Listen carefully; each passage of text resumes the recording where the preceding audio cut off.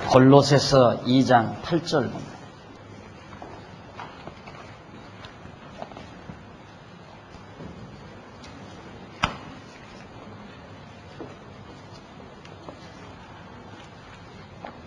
골로새서 2장 8절. 누가 철학과 헛된 속임수로 너희를 노략할까 주의하라. 이것이 사람의 유전과 세상의 초등 학문을 조춤이요 그리스도를 조춤이 아니니라. 한 절 말씀 봉독했습니다. 오늘은 교재 33페이지 행복이란 무엇인가?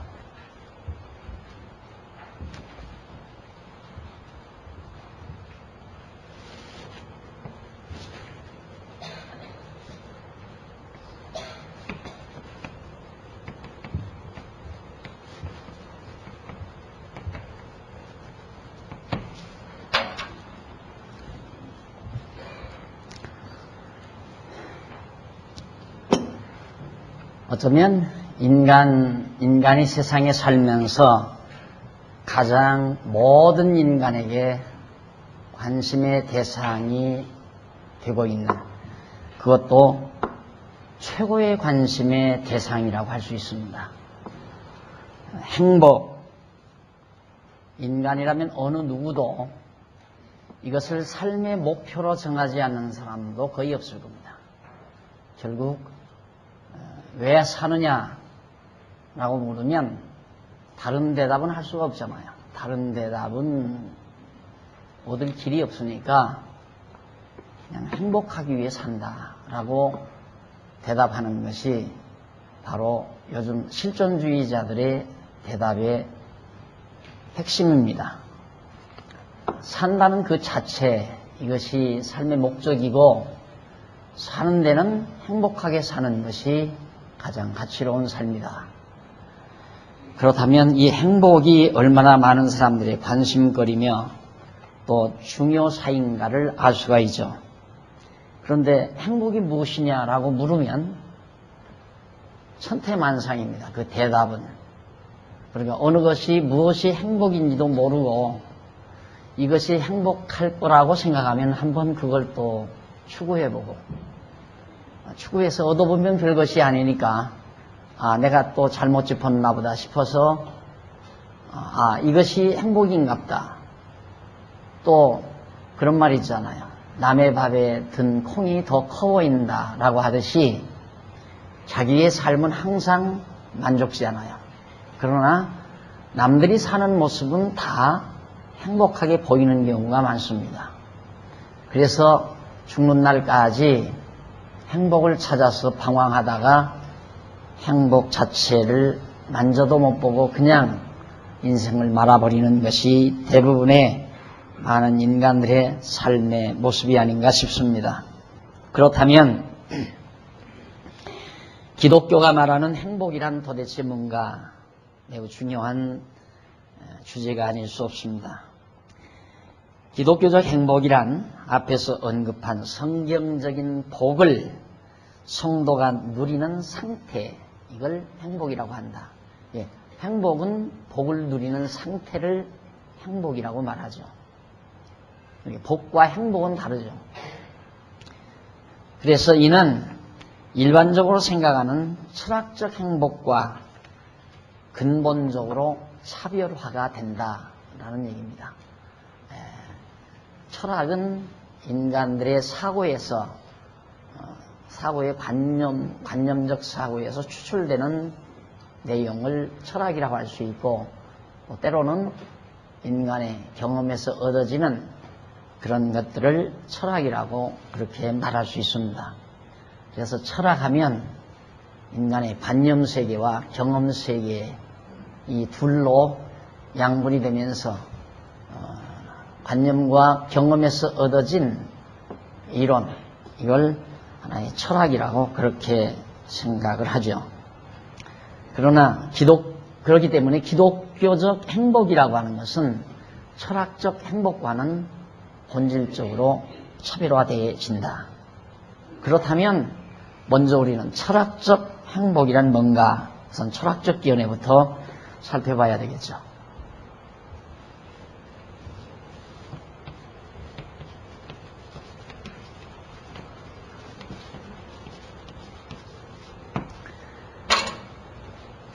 철학은 뭘 행복이라고 그러는가? 행복의 본질에 대한 일반적인 철학적 견해는 심신의 욕구가, 마음과 몸의 욕구가 승화, 충족되어 조금도 부족한 감이 없는 상태. 예, 종합적으로 말하면 그래요. 마음과 몸이 욕구하는 바가 있어요. 내 마음의 욕구도 있고 생리적 몸이 가지고 있는 생태적인 욕구가 있고, 그래서 심신의 욕구가 꽉 차면, 완전히 충만하게 꽉 차면 부족함이 없게 느껴지잖아. 아, 만족하다. 이게 있다 이 말입니다. 그런 부족한 감이 없는 그런 상태를 행복이다. 이게 철학이 말하는 행복의 핵심입니다. 사람으로 태어난 즐거움 또는 삶의 보람이라고도 하고, 모든 유한한 인간이 희구하는 생명력으로 조화되는 충실한 상태라고도 다양하게 그렇게 말을 합니다. 그래서 가장 일반적인 견해가 심신의 욕구 충족, 이게 이제 바로 행복이다. 그런데 이 이론 자체가 아주 근본적으로 모순을 안고 있다는 걸 사람들은 생각하지 않습니다. 심신의 욕구 충족, 이게 가능한가? 마음의 욕망이 다 차고 육신의 욕망이 다 찰 때가 있나? 성경 단호하게 인간의 욕심은 끝이 없다라고 정의를 합니다. 또 실제가 그렇고요. 그러니까 솔로몬은 그렇게 말했잖아요. 인간의 그 욕구를, 마음의 욕구나 신체의 욕구를 어떻게 설명을 했냐면, 산에서 골짜기에 물이 자꾸자꾸 흘러 작은 강, 샛강을 이루고, 샛강이 큰 강을 이루고, 그 강물이 바다를 계속 향해서 흘러 들어갑니다. 그런데 이 바다는 차지를 않는다 이 말이에요. 아무리 폭우가 내려서 많은 물이, 비가 쏟아지고 많은 시냇물이 범람하고 강물이 범람해서 바다로 강물이 흘러 들어가지만 바다를 채우는 법은 없듯이 인간의 욕구란 절대 채워지지 않는다고 말합니다. 그렇다면 이 철학적 견해가 얼마나 허구인가를 쉽게 판별할 수 있죠. 허구적인 이론이에요. 심신의 욕구가 완전히 충족해질 때 그걸 행복이라고 한다면 인간은 행복할 수 없다는 결론에 도달하게 됩니다. 왜? 채워질 날이 없기 때문에. 실제도 그렇잖아요. 욕심은 채워지질 않아요. 절대. 그런데 단순히 하나의 관념적으로 생각할 때, 인간의 생각, 관념으로 누가 경험해 본 말은 없으니까, 심신의 욕구를 채워본 사람은 아무도 없거든요. 솔로몬도 못 채워봤으니까. 채워본 사람은 없는데 관념적으로 생각해 보니까 그것만 다 채워진다면 행복하겠다. 관념론자들이 정의 내리는 행복에 대한 견해입니다. 그러니까 이건 허구죠.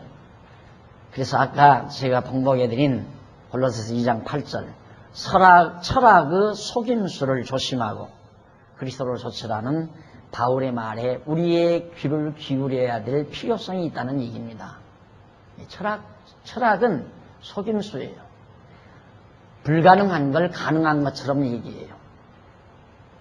하나 우리가 이미 결론이 났지만은 공산주의 정치 철학 근사했죠. 이론은 근사했어요. 관념적으로 생각하면 그럴듯해요.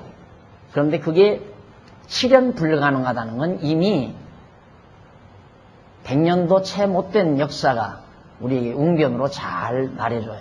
이게 거짓이었다. 그러면 자본주의 정치 철학은 인간을 행복하게 할 수 있나?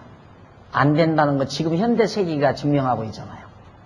자본주의 정치 철학이 이것이 인간을 행복하게 살 수 있는 건가? 이론은 그거거든요. 자본주의에 의해서 개인의 재산을 인정해가지고 개인이 많은 돈을 가지게 되면 자기가 만족할 뿐만 아니라 그 많은 돈을 가지고 베풀 마음이 생길 것 아니냐. 내가 있어야 베풀지 없으면 어떻게 베풀겠느냐. 이론은 맞아요. 그렇죠. 내가 돈이 많으면 남들에게도 좀 없는 사람에게도 좀 베풀어야 되겠다. 이 많은 돈을 가지고 없는 사람들이 부지런히 일해서 먹고 살 수 있는 일터를 내가 만들어야 되겠다. 이런 생각을 한다는 이론적 근거하에서 자본주의라는 것이 사실 이론 체계를 세워나가는 거거든요. 그게 안 된단 말입니다. 안 되니까 그 해결 방법으로 정치적인 힘을 통해서 세금을 많이 거두게 되고 복지기금을 많이 거두어서 정부가 힘으로, 법률의 힘으로 복지사회를 그렇게 해서 가난한 자들도 먹고 생활보장을 받을 수 있는 사회, 그걸 만들어야 되겠다. 그 다음에 뺏기기 싫으니까 나 여기서 안 날라. 요즘 막 이민바람이 불어 대단하다고 그러잖아요. 이민바람이 20, 30대 이민바람이 불어가지고 자꾸 나간다. 왜? 돈 가지고 여기 살기가 불안하니까 뺏길까 봐서 안 뺏기려고 나가야 되겠다. 이런 생각을 하게 되는 거죠. 그러니까 결국은 점점 젊은이들은 일터가 없이 정말 계속해서 카드 정말 뭐라 그래요? 카드가 다 막 돼가지고 은행에 완전히 빚쟁이가 돼가지고 신용불량자가 돼가지고 젊은이들이 죄수 아닌 죄수가 돼서 삶에 대한 하나의 그 의욕도 상실하고, 이게 자본주의의 결실이거든요. 우리가 지금 맛보고 있는 게 이 자본주의 결실이에요. 미국이라는 나라도 빈부의 격차가 아주 극심해지고, 이게 다 철학의 산물들이에요. 이론은 그럴듯해요. 이러면 행복하게 살 수 있다.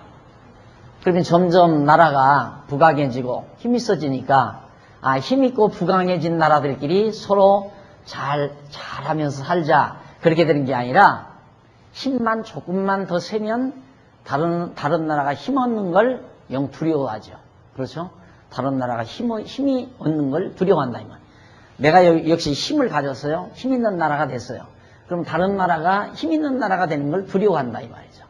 그래서 핵무기도 못 만들게 하고, 감히 이제는 맞서지 못하는 나라만이 그냥 몇몇 나라 인정하. 야, 우리만 갖고 더 이상 못 갖게 하자.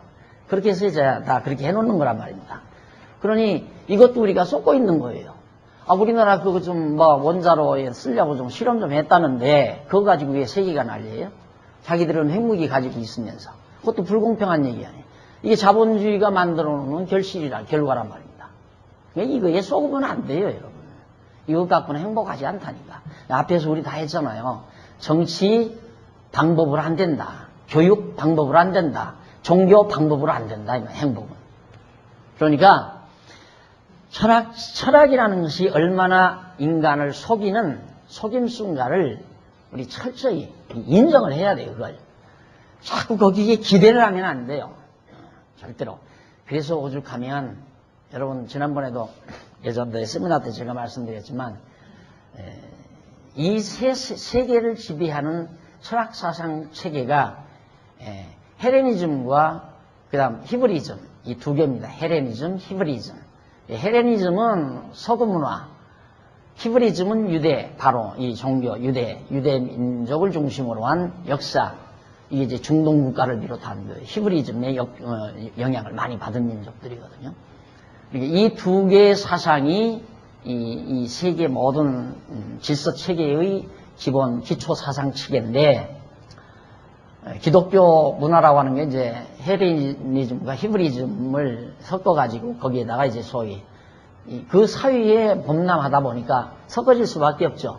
우리 한국 기독교가 유교 문화도 들어있고 불교 문화도 교회 안에 들어있단 말입니다. 새벽에 일어나서 정성 드리는 것은 소위 새벽기도 한다고 정성 드리는 건 불교 문화에 어떤 영향력이 있는 거고요. 그 다음 도덕적이고 윤리적인, 교회가 도덕적이고 윤리적인데 관심 두는 건 유교 문화의 영향을 입은 거란 말입니다. 순수 기독교 문화가 되지 못했다는 얘기예요. 그렇기 때문에 지금은 많이 이제 순수성이 없어졌지만은 이 엄청난 하나의 사상체계, 헬레니즘과 히브리즘이라는 건 대단한 건데, 바울은 그 당시에 로마 시민권을 가질 만큼 그 당시에 대단한 학자였어요. 거기에다가 바리새파니까 히브리즘에도 아주 권위자였어요. 헬레니즘과 히브리즘에 정통한 대단한 학자란 말입니다. 바울이. 그런데 바울이 골로새 교회에 편지하면서 하는 말이, 누가 철학과 헛된 속임수로 너희를 노략할까 주의하라 이 말입니다.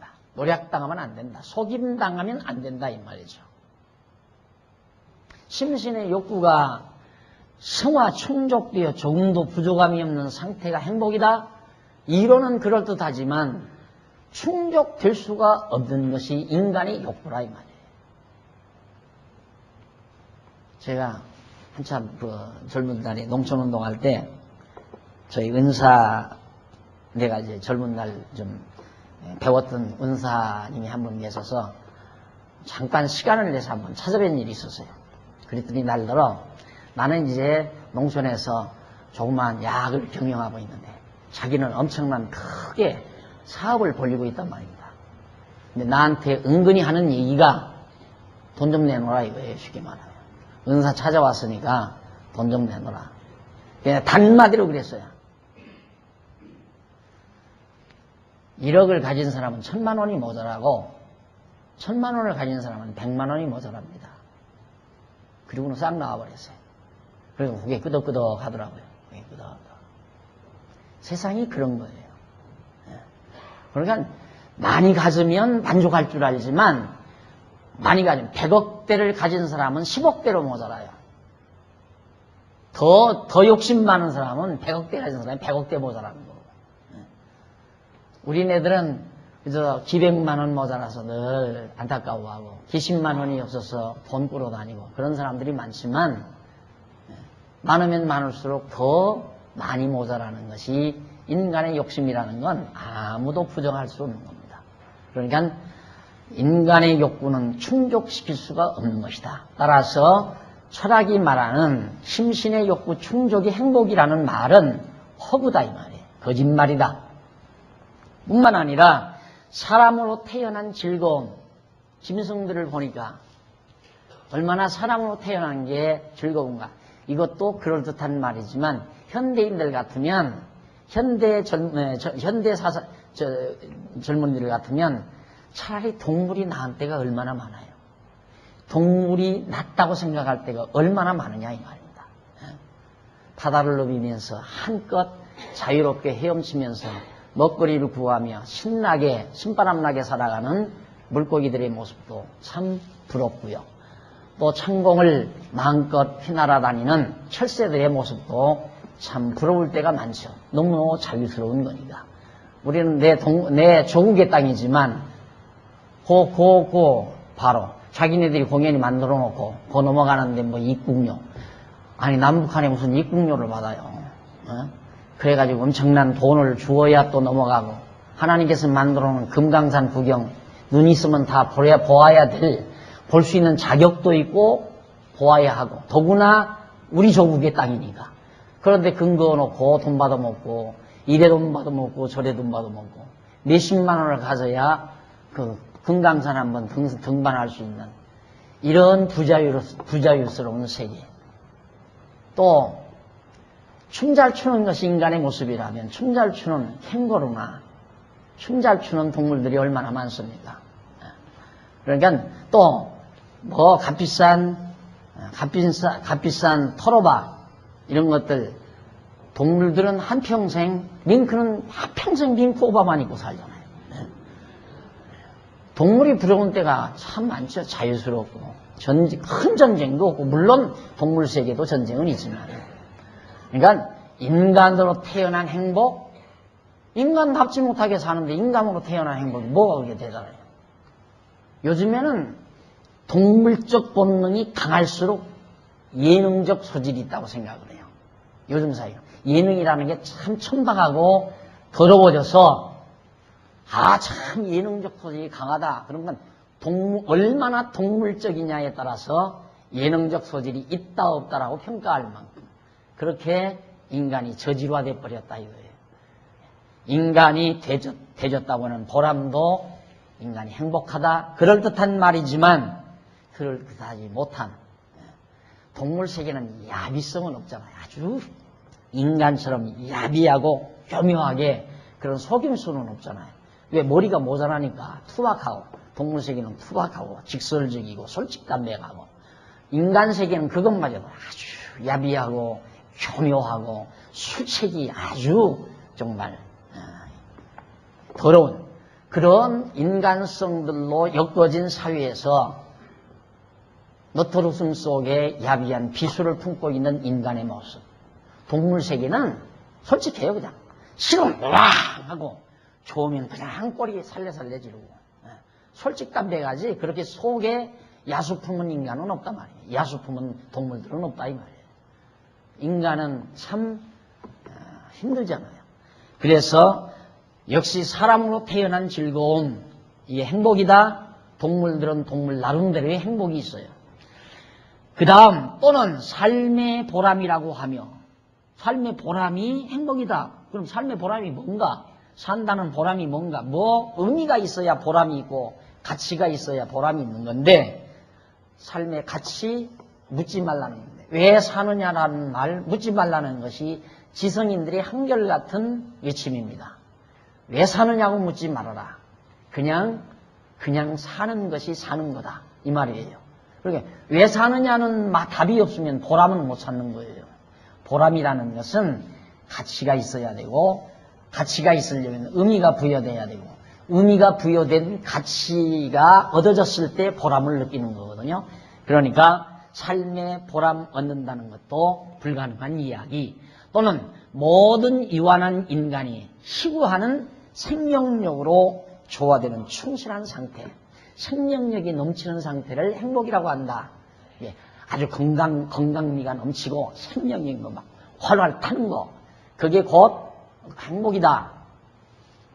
그건 단순한 생리적 의미에서 얘기를 한다면 이것도 문제가 있는 거예요.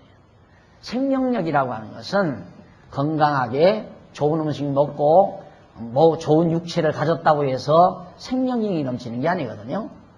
생명력은 아까도 말했네. 내면 세계 가치와 의미가 부여됐을 때 거기에서 하나 힘으로 정신적 힘으로부터 출발하는 생명의 힘이 작동될 때만이 가능한 겁니다. 자, 이렇게 철학에서 이모로 저모로 말하지만은 이런 철학적 속임수는 다 인간의 사고세계, 관념세계에서 만들어낸 하나의 허구일 뿐이다. 궤변일 뿐이고 허구일 뿐이다. 그러므로 사람의 유전과 세상의 초등학문을 조침이 그리스도를 조침이 아니냐.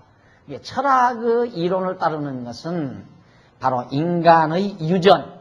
어른들이 그렇게 살았으니까 어른들이 사는 거 보니까 우리 어른들 우리 어머니 아버지 할머니들 사는 거 보니까 저녁 때 밥상을 놓고 소주 한 병 갖다 그 다음 어저께 잠깐 뉴스를 보는데 그게 나오더라고요.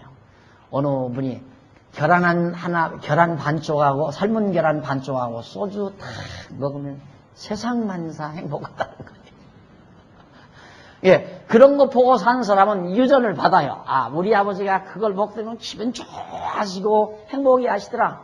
그래서 이제 그런 유전을 따라서 아들도 그 짓을 하는 경우가 있거든요. 가정문화라는 게 매우 중요한 거죠. 어떤 가정문화 속에서 자랐는가가 이건 교육 아니에요. 대단한 교육이거든요. 그래서 유전이라고 하는 것은 하나의 상당히 힘을 지니고 있습니다. 이것이 이제 문화의 힘이라고도 말할 수 있는 거지만은. 그리고 초등학문, 아주 초등학문이란 기초학문이란 얘기 아니에요. 아주 유치한 학문이다 이 말이죠. 철학이라고 하는 것은 그리스도를 좇는 게 아니다. 그리스도를 좇는 것이 최고의 지성이라는 것을 바울이 지금 말하는 겁니다. 그래서 바울은 이 세계 모든 정치계, 경제계, 문화계 온통을 주관하는 지배하는 정신적 기조인 사상체계 헬레니즘과 히브리즘의 모든 사상을 모든 철학적 사상을 섭렵했던 바울이 그 모든 것 다 분토처럼 쳐버리고 그리스도를 따르면서 이제 내가 자랑할 것이 있다면 그리스도밖에 자랑할 것이 없다고 고백했던 바울이 입에서 나온 것이 골로새서 2장 8절의 내용입니다. 자, 그렇다면 이제 하나하나 철학자들이 말하는 내용을 구체적으로 정리해 보십시다. 철학자 데모크리토스라는 사람은 행복이 뭔가? 행복을 영원히 하늘에서 부여하는 것을 명랑하고 평온하게 향수하는 상태로서 어떤 것에도 혼란되는 것이 없는 안심 인명이라고 규정하고 있다. 그러니까 상당히 고상한 거죠. 바로 뭐냐면 하늘에서 부여하는 것을 명랑하고 행복, 영혼이 우리 인간의 영혼이 하늘에서 부여하는 것이죠. 소위 은총이라고 말할 수 있겠죠. 명명하자면 하늘에서 부여하는 또 은총, 뭐 자연 은총, 뭐 공기, 햇빛 이거 다 모든 것들이죠. 이 하늘에서 부여하는 이런 모든 것들이 우리 인간 영혼으로서 아주 명랑하고 평온하게 그걸 누려요. 향수한단 말이에요. 누린다 이 말입니다. 향수하는 상태로서 어떤 것에도 혼란이 없는, 흔들리지 않는다 이 말이죠. 흔들림 없이 마음이 딱 안심되게 딱 서 있는 것. 마음이 딱 굳게 마음이 세워져 있는 것. 그것이 행복이다 라고 그렇게 말을 합니다. 그런데 이론이에요. 이론. 그런데 이게 가능하냐 이거예요. 그래서 이걸 가능하게 하려고 소위 불교는 마음이 흔들리니까 보면 남이 좋은 차 타면 나도 좋은 차 타고 싶고, 남이 좋은 집에 살면 좋은 집 자기도 사고 싶고, 남이 돈 벌면 나도 돈 벌고 싶으니까 마음이 흔들리잖아요, 자꾸. 그러니까 마음을 안심임명시키기 위해서 깊은 산속으로 들어가는 거예요. 그러니까 불교도 행복 추구예요, 쉽게 말하면. 그래서 모든 거 다 잊어버리고 내 마음 흔들림 없이 딱 이렇게 고정시키기 위해서. 그렇게 하면 행복하다고 생각하니까. 그래 결국 무아경지에 들어가서 자기를 잃어버렸을 때, 모든 욕심을 버렸을 때, 욕심을 버리느냐 욕심을 채우느냐 그거거든요. 그러니까 욕심 채울 수가 없다는 건 인간이 아니까, 그러면 욕심을 채울 수 없다면 욕심을 버리면 되지 않느냐. 그래서 역으로 나타난 것이 불교 하나의 체제입니다. 그래서 욕심을 채울 수 없는 욕심은 채우려고 하지 말고 욕심 자체를 버리자. 그리고 욕심 때문에 내 마음이 자꾸 흔들리니까 내 마음을 안심인명시키기 위해서는 아무것도 보지 말고 아무것도 듣지 말고, 그래서 깊은 산중에 들어가서 도를 닦아 행복을 추구해보자 라는 그런 결론을 가지고 주장하고 교리체계를 세워 행복을 추구하는 자들이 불교 교도라고 그렇게 생각하시면 됩니다. 그런가 하면 이제 소위 소크라테스 나오는데, 소크라테스는 행복을 학술적으로 설명하지는 않았어요. 소크라테스는 원래 어떤 답을 내린 게 아니라 의문을 많이 가진 사람이에요. 의문을. 그래서 소크라테스 철학은 계속 너 왜 사느냐, 왜 먹니, 왜 잠을 자니, 공부는 왜 하니, 인간이란 뭐니, 왜 부모에게 잘해야 되느냐, 국가란 뭔가, 평화란 뭐냐, 이런 식으로 계속 질문만. 예를 들어서 이렇게 돌아다니다가 어디 나무그늘에 몇몇 사람 모여 앉아서 도란도란 얘기하고 있으면 뛰어들어요. 거기 뛰어들어요. 당신들 왜 싸워? 하고 질문하고 또 지나가. 이런 식의 철학자가 소크라테스예요. 그러니까 뭔가 의문, 알고자 하는 의욕, 그건 많은데 누가 대답해 주는 사람이 없었죠. 그래서 사실 소크라테스는 철학의 조상이라고, 철학의 대부라고 그렇게 말을 하죠. 사실은 인간은, 동물은 의문을 가지지 않잖아요. 동물 세계에는 이게 없어요. 이건 왜, 어떻게, 여기에 붙죠? 동물에게는 이게 없다 이 말이에요. 근데 인간에게는 이게 있어요. 왜, 어떻게. 그래서 이걸 인간이라고 그러거든요. 그러니까 소크라테스는 인간은 인간이에요. 모든 것에 대해서 의문을 가지니까 알고자 했고, 그것을 연구하는 방법을 좀 마련했다고 할 수 있죠. 그 행복이 뭔가 이걸 학술적으로 설명은 안 했지만 그걸 연구하는 방법은 소크라테스가 많이 마련을 했다. 그의 제자인 플라톤이라는 사람, 플라톤은 행복과 덕을 동일시했습니다. 벌써 여기 덕이 나오죠? 행복, 덕 이걸 딱 동일시해가지고 행복이라는 뭐냐? 덕을 쌓는 것, 덕망 있게 사는 것. 행복과 덕을 동일시하여 감각적 외관과 물질적인 혼돈을 떠나서 진정의 본성을 과시하고 발견해서 지혜, 용기, 절제, 정의에 의해 그것을 초탈하지 않으면 안 된다고 그렇게 주장한 것이 플라톤입니다. 그러니까 결국 뭐냐? 인간은 외모를 추구하면 된다. 외모를 추구하면 안 된다 이거예요. 인간은 자꾸 내면을 채우고 그 인간 본성, 진정의 본성을 자기가 잘 덕으로 가다듬어서 거기서 지혜, 용기, 절제, 정의 이런 것들을 과시하고 그런 것들을 우리가 정말 실천에 옮기는 그런 삶이 곧 행복이다라고 그렇게 주장한 것이 바로 플라톤의 주장이었습니다. 플라톤의 물론 그 철학은 이원론에 기초하고 있죠. 왜냐하면 이제 보이는 것은 다 악이다라고 생각한 거예요.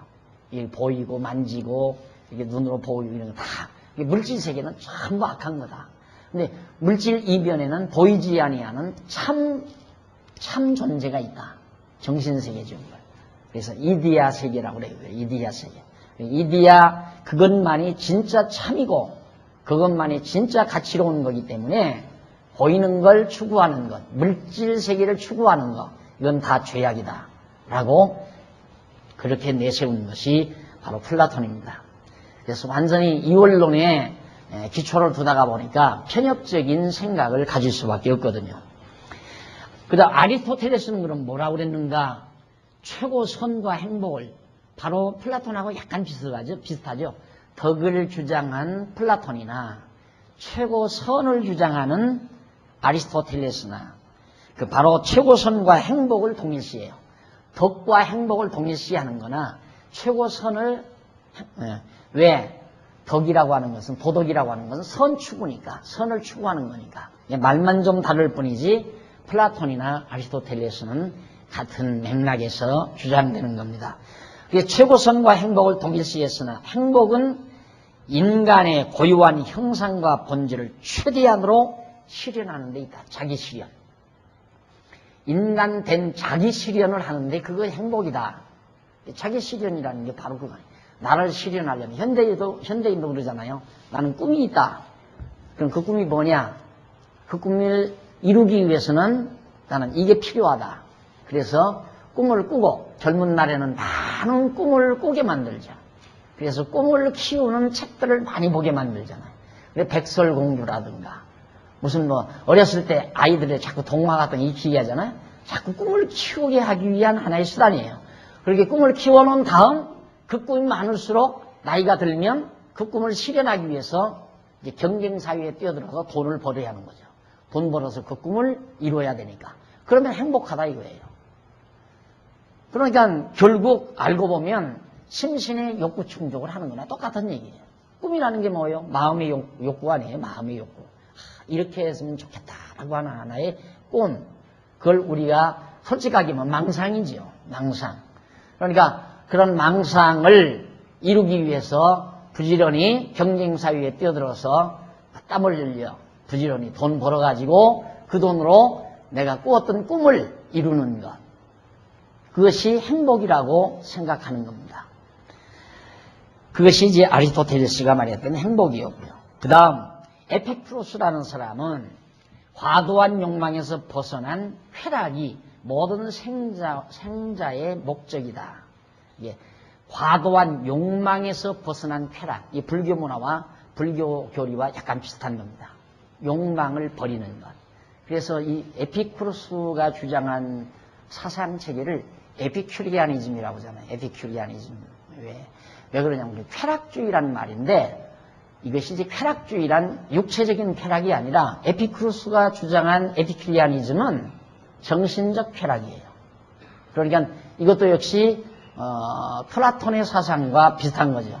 육체는 죄악스러운 거고 악한 것이고 정신은 선한 것, 보이는 육체는 악한 것, 보이지 아니하는 내면세계, 정신세계는 선한 것.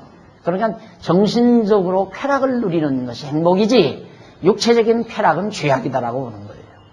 그래서 거기서 이제 뭐가 나오느냐면 하나의 금욕주의라는 게 파생되는 거예요. 종교적으로 금욕주의. 금욕주의의 대표적인 우리 기독교 문화에서 금욕주의의 대표적인 인물이 바로 기둥성자라고 하는 것. 여러분 교회사 배울 때 배우잖아요. 기둥성자. 그러니까 욕심을 버리기 위해서 모든 육체는 더러운 거니까 그래서 기둥을 하나 세워놓고 기둥 꼭대기에 올라가서 아무것도 먹지 않고 기둥 꼭대기에서 매일 말로 죽어가는 거예요. 그것이 이제 소위 말은 기독교지만은 이러한 철학적 영향력 하에서 정신적인 쾌감을 얻기 위하여 육체적인 욕망을 다 버리는 거죠.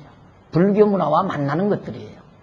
그러니 여러분 지금 여러분들이 지금 공부하고 하나님 말씀 공부하고 영적으로 육신적으로 우리는 그거 가리지 않잖아요. 그렇죠? 영적으로 육신적으로 하나 가리지 않는단 말입니다. 우리 영적으로 기쁘고 즐거운 것이 육신적으로 기쁘고 즐겁고 또 우리 육신적인 것 죄악시하는 거 아니잖아요. 이것이 얼마나 건전하고 모든 철학사상을 능가하는 또한 모든 이방 종교의 교리적인 잘못된 교리들을 다 제압하는 그런 대단한 진리인가를 쉽게 여러분들이 비교 검토할 수 있을 거예요. 그러니까 에피쿠로스라는 사람도 이 사람도 벌써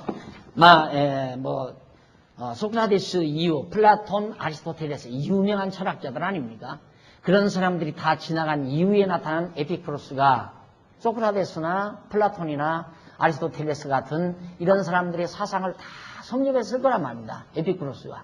섭렵을 보고 나서 자기가 선택한 것이 소위 바로 지금 말하는 정신적인 쾌락주의.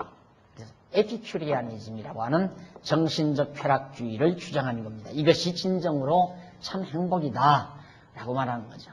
우리 기독교 안에도 그런 거 있잖아요. 막 금식하면서 쾌감을 느끼는 금식하면서 막 밥을 굶고 배배 말라 들어가는데 거기서 하나의 희열을 느끼는 이런 것들이 다 비정상적인 것들이거든요. 비정상적인 것들. 그런데 이걸 이제 에피쿠로스는 행복이라고 정의를 한 거예요. 디모데전서 6장 20절로 21절에 보면 거짓되이 일컫는 지식의 변론을 피하라고 분명히 성경이 말해주고 있습니다. 디모데에게 하는 말인데 디모데야 네게 부탁한 것을 지키고 거짓되이 일컫는 지식에 망령되고 허망한 말과 변론을 피하라 말이에요.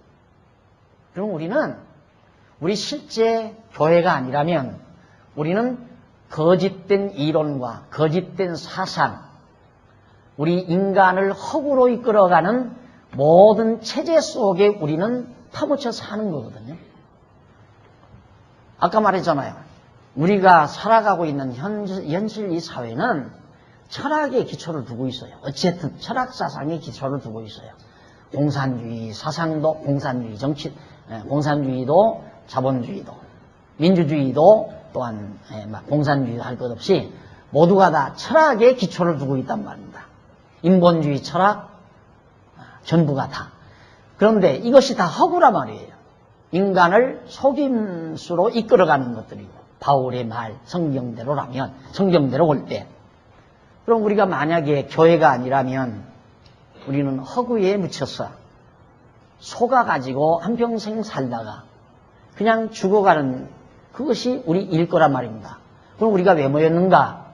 그 허구기 때문에 허구 아닌 참 진리를 찾아서 우리의 삶이 헛된 삶이 되지 않기 위해서라는 하나의 중요한 명제가 우리에게 주어져 있잖아요. 그러니까 우리가 교회를 다닌다는 것, 우리가 그리스도인이 됐다는 것, 그리고 진리를 추구하는 우리 장안중앙교회를 하나님께서 우리에게 세우도록 하시고 이런 교회가 유지발전되게 되도록 한다는 것은 대단한 역사적 의미를 지니고 있는 거죠. 내 개인 한 생애도 중요하지만은 역사적 의미도 대단히 중요하다 이 말이에요. 우리는 단순히 지금까지 교회라는 게 나는 죄인이니까 지옥 간다. 예수 안 믿으면 지옥 간다. 지옥 안 가기 위해서 예수 믿고 용서함 받고 천국 간다. 그런 식의 교회. 그게 다 그거 아니에요? 대부분 다. 이게 기독교라는 게 그렇게 시시껄렁한 게 아니다 이 말이에요. 기독교는 적어도 철학의 기초를 둔 이 허구와 거짓으로 꽉 차 있는 세상을 향해서 밝은 진리의 빛을 비록 작은 등대이지만 캄캄한 바다의 작은 등대불빛처럼 진리의 빛을 밝히는 대단한 사명을 지니고 있는 것이 교회라 이 말이에요. 이것이 바로 우리가 추구하는 교회고 또 교회의 사명도 그거고 세상의 빛으로서 세상의 소금으로서 존재 가치가 있는 그런 교회라는 것을 다시 한번 우리는 의식할 수가 있습니다.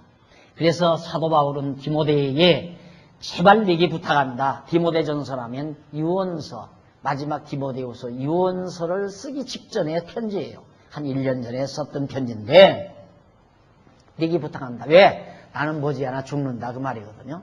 그러니까 너 후배인 내게 내가 부탁 하나 있다.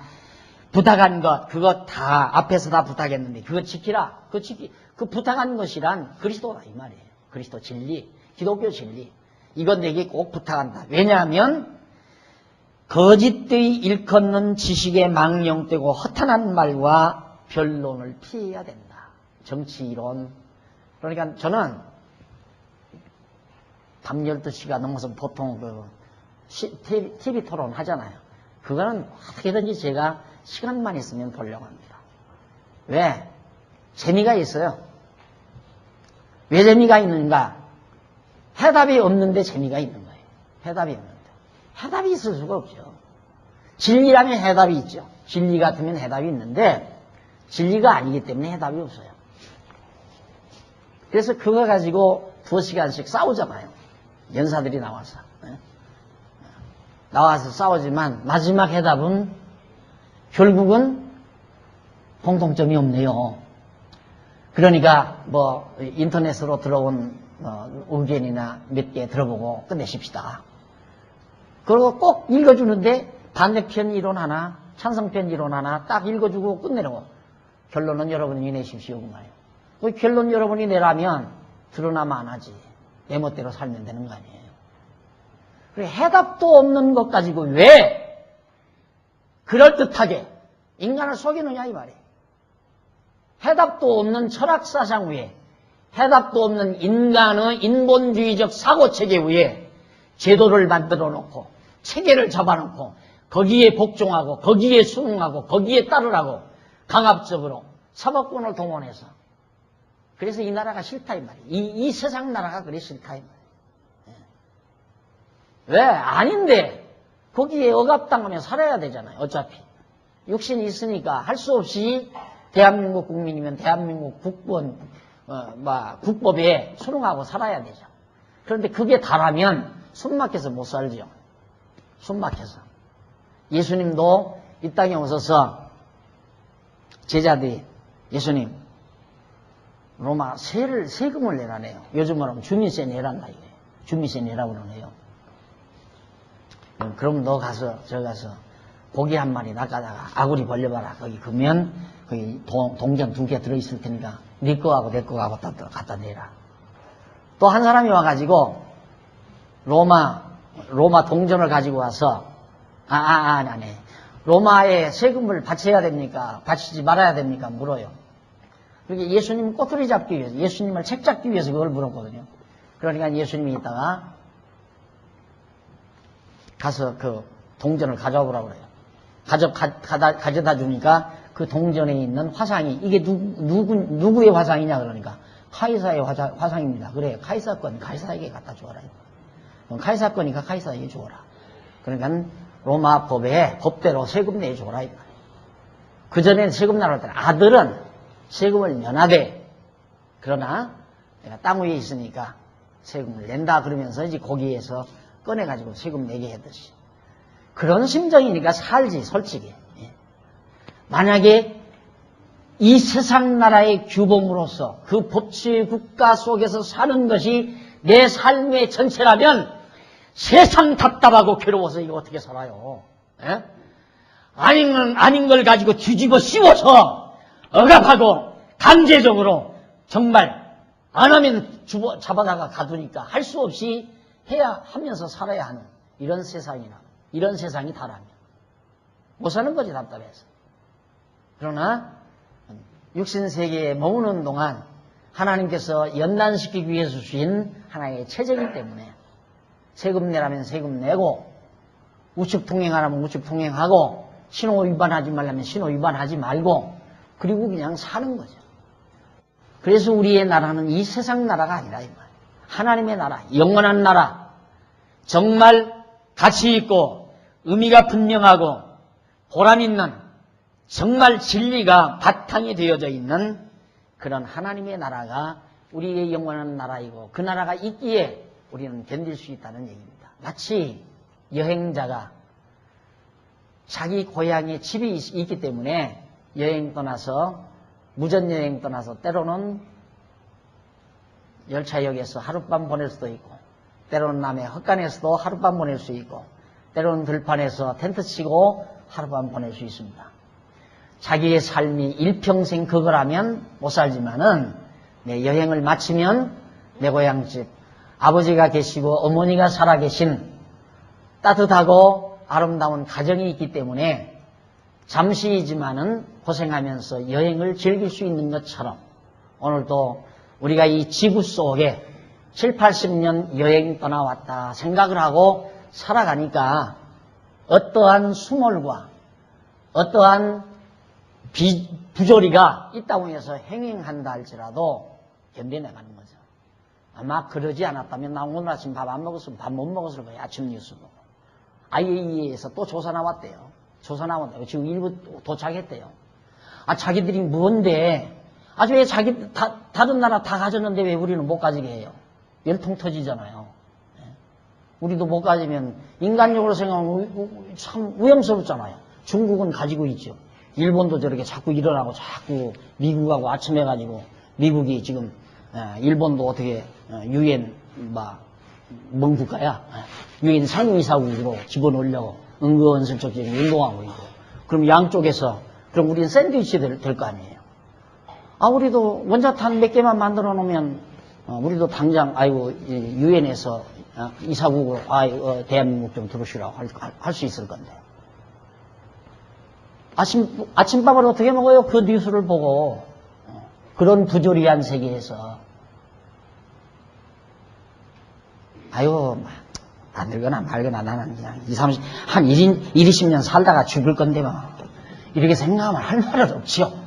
그러나 뭔가 그래도 이 속에서 북뚝대는 거 있으면 밥 안 들어간단 말이에요. 어떻게 밥이 들어가요? 여러분, 속아서는 못 삽니다. 우리는 철학과 속임수로 기초를 이룬 세상 나라에 소망이 없습니다. 그래서 정말 디모데에게 부탁한 바울의 부탁이 우리의 귓절을 힘있게 올려대는 겁니다.